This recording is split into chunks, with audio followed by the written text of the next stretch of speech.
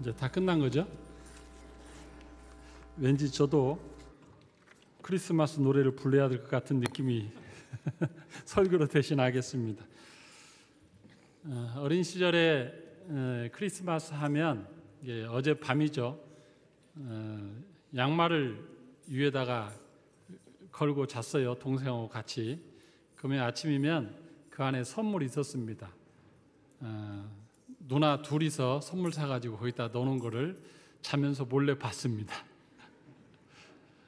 그러다가 이제 주일학교 때 누가 친구, 향수라는 친구가 저 사는 부안의 읍교에 거기에 주일학교 크리스마스 때 오라 해서 갔더니 이런 분위기에서 예배 보고 선물을 잔뜩 줘서 선물을 가지고 왔던 기억이 있습니다. 또 그러다가 조금 크니까 갑자기 어린 시절에 잠을 자고 있는데 갑자기 새벽송 그 노래, 크리스마스 노래가 들리더니 저희 집 문을 막 두드리는 거예요. 그래서 봤더니 저희 집에 크리스마스송 그 팀이 도착한 겁니다. 그래서 얼떨결에 일어나서 나갔더니 큰형하고 형수님이 맛있는 거 준비한 것을 그들 호주머니에 넣어주고 봉투 하나 이렇게 넣어주는 것을 제가 봤습니다. 그러다가 이제 고등학교 되었을 때 이제는 거꾸로 제가 크리스마스 때 새벽송을 돌면서 성도님들 가서 열심히 돌고 거기에서 전리품을 많이 얻어가지고 돌아와서 우리 고등부 임원들이 그거 맛있게 먹고 거기서 준 용돈 가지고 장미 호떡집, 전주에 그때 유명한 호떡집도 가고 했던 기억이 납니다. 아무튼 크리스마스는 선물도 받고 크리스마스 그 찬양 때문에 기쁘고 즐거웠던 그런 추억이 있습니다. 세월이 요즘 가면서 느끼는 저에게서의 크리스마스는 이 선물이라기보다는 이제는 보석처럼 저에게 와 닿습니다. 제 마음에 어떤 물질적인 선물보다는 제 영혼의 저 깊은 곳에서 보석이 계속해서 더 반짝반짝 빛나는 것. 그전에는 그 보석이 있는가 보다 그랬는데 점점점 더 소중한 나의 보석. 그 아기 예수님의 그 보석이 저 안에서 계속 있어서 어제도 그렇고 그제도 그렇고 제가 이렇게 자면서 깨면서 그 보석의 느낌을 내가 같이 누린다는 느낌으로 이렇게 왔습니다. 오늘 이제 그 설교 제목이 표적이잖아요. 표적. 이 표적이 사실 보석 같은 건데, 보석 같은 표적. 오늘 설교 제목은 좀 구체적으로 이제 부제목을 달자면 표적으로 오신 예수님. 오늘 이제 표적이잖아요. 표적으로 오신 예수님, 표적 2인데 오늘 이제 설교를 위해서 한 가지 지식을 사전에 고지하고 또 가겠습니다. 이 임마누엘이라는 뜻, 이것을 그 처녀가 잉태하여라는 것을 해석하기 위해서는 어쩔 수 없이 한 가지 지식을 가지고 본문에 들어가야 돼요. 이스라엘이라는 나라의 언어 습관입니다. 이스라엘이라는 나라는 언어를 광의적으로 쓸 때가 있고 협의적으로 쓸 때가 있습니다. 오늘 본문에 보면 누가복음 2장 8절에 그 지역의 목자들이 밤에 밖에서 자기 양떼를 지키더니, 이렇게 양떼를 지키더니 이런 표현이 있잖아요. 그러면 이 양떼라는 단어일 때 양은 광의적인 의미의 양입니다. 이게 뭐야? 양이면 양이. 우리나라는 양과 염소, 염소 딱 구분하잖아요. 물론 그 이스라엘도 구분되는 단어가 있습니다. 근데 이스라엘은 여기 보면 양떼들 하면은 사실은 양만 있는 게 아니고 뭐도 있다? 반드시 염소들도 같이 있어요. 근데 거기에서는 양떼들 하면은 사람들이 양, 염소 뭐 이렇게 다 섞여 있는 거예요. 이해되죠? 이게 광의적으로 쓸 때가 많다. 이거를 가지고 이제 본문으로 들어와야 됩니다. 저희 아내가 주중에 저에게 이런 질문을 했습니다. 보라, 처녀가 잉태하여 아들을 낳을 거라 했는데 그게 예수님에게는 말이 된다. 근데 이사야서 7장 14절에 지난주에 며칠 전에 설교할 때 임마누엘 설명할 때는 거기 처녀는 어떻게 처녀가 또 잉태하냐, 거기는 그렇잖아요. 똑같은 인용 구절인데, 자, 여기에서 이제 필요한 광의적인 뜻이라는 게 뭔지를 알아야 됩니다. 여기에서 쓰인 우리는 자꾸 한글로 해석하면 헷갈려요. 거기를 이제 원어로 들어가. 원어로. 거기에서는 알마가 보라, 알마가 잉태하여 아들을 낳을 것이요 그 아들의 이름을 임마누엘이라 해라. 그건 이스라엘 시대 아하스 왕 때예요. 알마. 그 알마는 광의적으로도 쓰이고 협의적으로도 쓰여요. 젊은 여자 할 때는 젊은 여자를 약간 폭을 넓히면 그 안에 결혼한 젊은 여자도 있고 결혼하지 않은 순수 처녀 젊은 여자도 있어요. 그 안에 두 부류가 이렇게 광의적으로 돼요. 그러니까 여기서 알마하면은 그냥 그렇게 처녀도 되고 결혼한 젊은 여자가 된다. 이렇게 포괄적으로 했어요. 그래서 알마가 잉태의 아들을 낳을 것이오 하면은 가능한 거예요.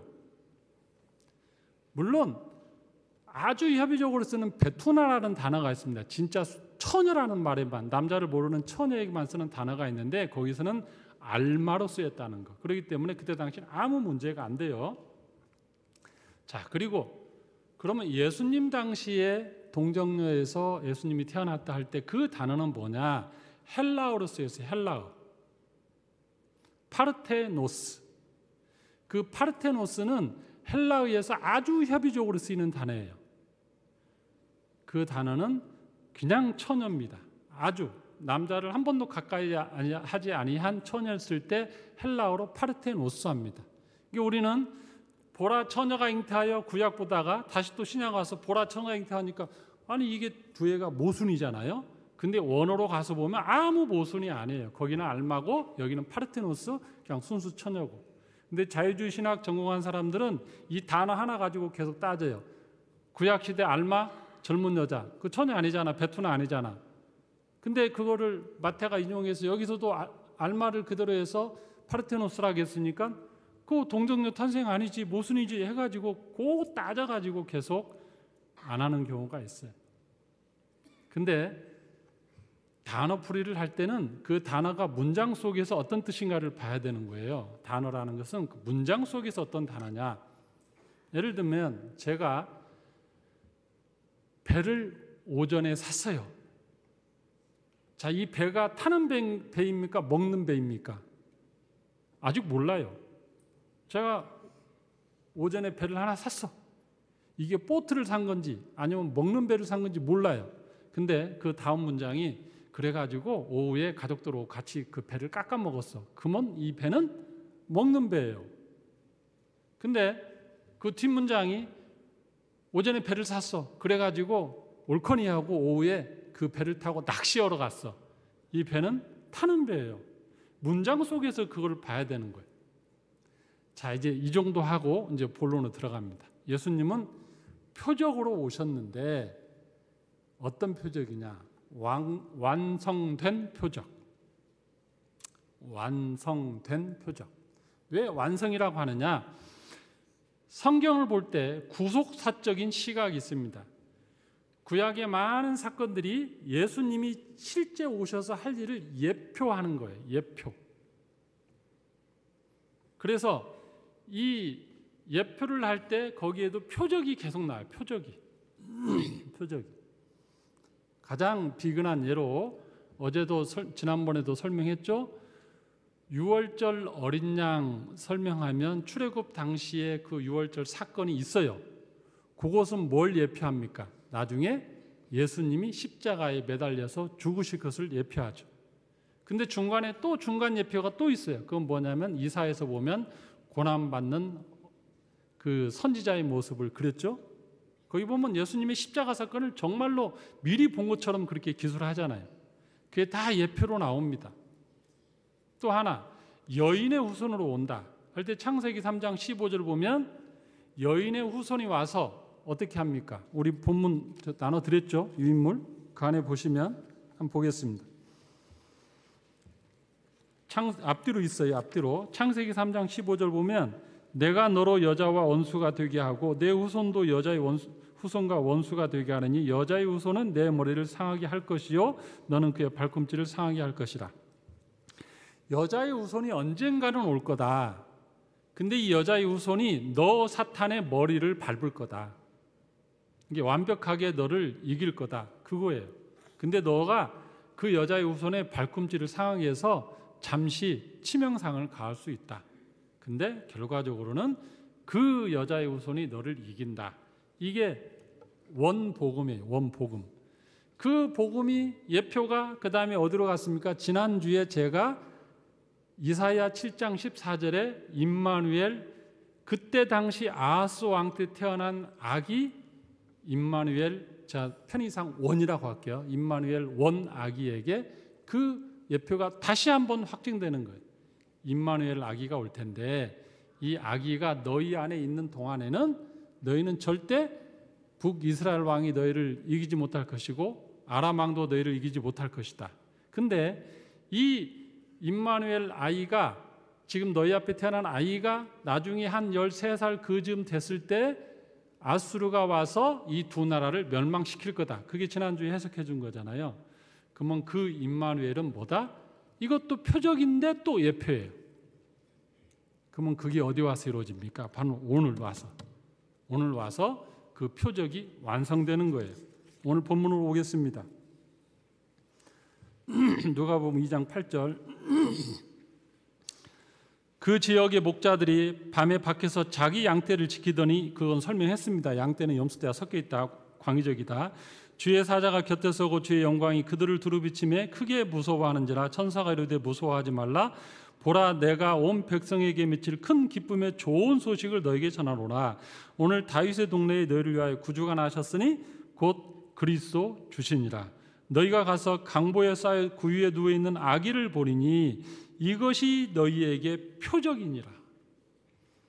계속해서 표적을 이야기했는데 아기 예수가 오면 이 표적이 드디어 구약에서 그렇게도 자주 언급됐던 그 표적의 완성이다. 표적의 완성이다. 그런 의미에서 예수님은 표적의 완성입니다.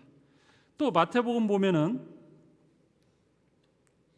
1장 18절, 예수 그리스도의 나심은 이러하니라. 그의 어머니 마리아가 요셉과 약혼하고 동거하기 전에 성령으로 잉태된 것이 나타나더니, 이게 서로 결혼하지 않은 거예요. 그의 남편 요셉은 어려운 사람이라 그를 드러내지 아니하고 가만히 끊고자 하여 이 일을 생각할 때에 주의 사자가 현몽하여 이르되 다윗의 자손 요셉아, 네 아내 마리아 데려오기를 무서워하지 말라. 그에게 잉태된 것은 사람으로 된 게 아니다. 다른 남자로 의해서 된 게 아니고 성령으로 잉태된 것이다. 그러니까 그를 데려와라. 아들을 낳을 것인데 그의 이름을 예수하라. 그는 자기 백성을 그들의 죄에서 구원할 자이심이니라. 아까 창세기 3장 15절 말씀이 여기서 이루어지죠. 그 다음에 이 모든 일이 된 것은 주께서 선지자로 하신 말씀을 이루려 하심이니, 이건 또 뭡니까? 이사야 선지자 임마누엘 원, 그 말씀이 지금 드디어 이루어진다. 실체가 그 전에는 표적이고 예표인데 지금은 완성된 표적이고 실체가 왔다. 보라, 처녀가 잉태하여 아들을 낳을 것이요 그의 이름을 임마누엘이라 하리라 하셨으니 이를 번역한즉 하나님이 우리와 함께 계시다 합니다. 이거예요. 그러니까 예수님은 표적인데 어떤 표적이다? 구약시대 모든 선지자들부터 왔던 그 수많은 표적들, 심지어는 성막과 성전에서 그 대제사장이 대속죄일 날에 짐승을 잡아서 모든 백성들의 일련의 죄를 사했던 그 모든 행동도 뭘 예표합니까? 예수님이 오시면 그가 한 번 죽어서 일련의 죄를 사는 것도 아니고 이스라엘의 죄만 사는 것도 아니고 전 인류의 죄를 영원토록 사할 거다. 다 예표예요. 그래서 예수님의 표적은 뭐다? 완성된 표적이다. 두 번째, 예수님의 표적은 뭐다? 영원한 표적이다. 영원한 표적. 왜 영원하냐? 임마누엘 원으로 온 그 아기 있잖아요. 임마누엘 아기, 그 아이는 용도가 길지 않아요. 표적이. 그 아이가 있으면, 이 아이가 이사야와 아하스 왕 시대에 그 아이가 태어나면 이 아이가 있는 한 이스라엘과 아람의 군대가 너를 멸망시키지 않을 거니까 안심해라. 그 말씀이잖아요. 그러면 표를 다시 보시기 바랍니다. 표를 보시면 그게 지난주 설명한 거고 다 연결이 됩니다. 마태복음 28장 18절 밑에 표를 보시면 자, 유다 왕 때에 아하스 왕이 통치를 언제부터 언제까지 했어요? BC 735년부터 BC 715년 연표가 나옵니다. 네이버에 봐도 다 나와요. 20년 동안 아하스 왕이 통치했어요. 근데 그때 누가 그를 괴롭혔습니까? 아람 왕 르신하고 이스라엘 왕 베가가 와서 그를 쳐서 다른 왕을 세우겠다고 이렇게 협박했죠. 그러면 그 시기를 보면 베가 왕의 시기하고 겹치는 시기를 찾아야 될 거 아닙니까? 찾아보면 BC 베가 왕 통치 기간이 BC 752년부터 BC 732년입니다. 그러면 이사야 7장 사건이 있었던 시간은 시간대로 언제예요? BC 735년부터 BC 732년 두 왕이 겹치는 시기일 거 아닙니까? 그 시기에 그 임마누엘 아기의 사건이 나온 거예요.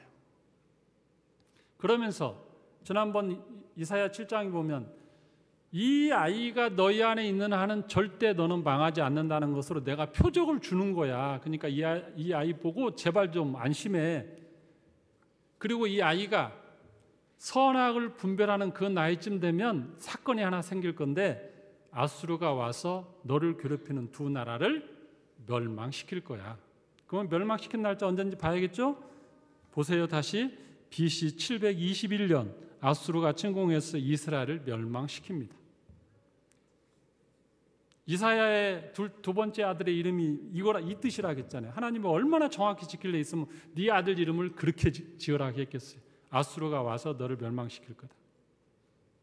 그러면 연도를 계산하면 BC 721년에서 732년을 보면 짧으면 11년. 제 얼굴 안 보셔도 돼요. 표 보시면 더 이해가 쉬워요. 길으면 몇 년? 735년까지면 길으면 14년. 그래서 제가 선악을 알게 하는 나이를 지난번에 13세 전후 성인이 되는 나이로 해서 유대의 전통과 이 연표를 딱 가지고 성경을 해석해 드린 거예요. 이해되죠? 여기까지는? 이건 뭐 어렵지 않은, 조금만 연구하면 나오는 겁니다. 자, 제가 말씀드리고자 한 건 뭐냐면 이 아하스 왕 때 BC 735년부터 BC 732년 이 3년여간에 태어난 임마누엘 원이라는 이 아이는 유효기간이, 내가 너를 지키겠다고 한 그 유효기간이 몇 년입니까? 짧게는 14년, 길게 하면 아하스 왕이 BC 735년부터 BC 715년까지 20년을 했으니까 아하스 왕 때까지 유효하다면 길게 20년. 좋다. 조금 더 넓게 잡아서 한다 해도 그 아이가 살아서 평균 수명이 뭐 40년이든 아니면 그때 당시 60살이면 굉장히 오래 산 거예요. 장수에서 60년이든 60년밖에 유효기간이 없는 거예요. 그 표적으로서의 유효기간. 주님이, 하나님이 이 임마누엘 원을 줘가지고 너가 이 아이가 있는 한은 너는 절대 외세에서 안전할 거야 했을 때 그 아이가 살아있는 동안에는 안전한 거예요. 하나님의 약속과 표적이니까 영원하지 않아요. 근데 오늘 다시 본문을 보면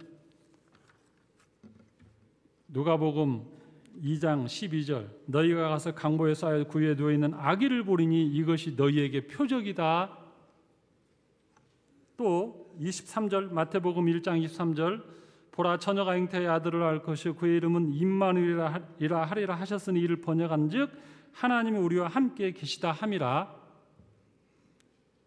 예수님은 표적으로 왔는데 무슨 표적으로 왔습니까? 자기 백성을 죄에서 구원한다는 표적.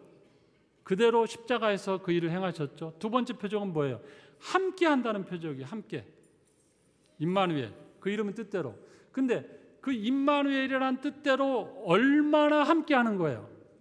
얼마나?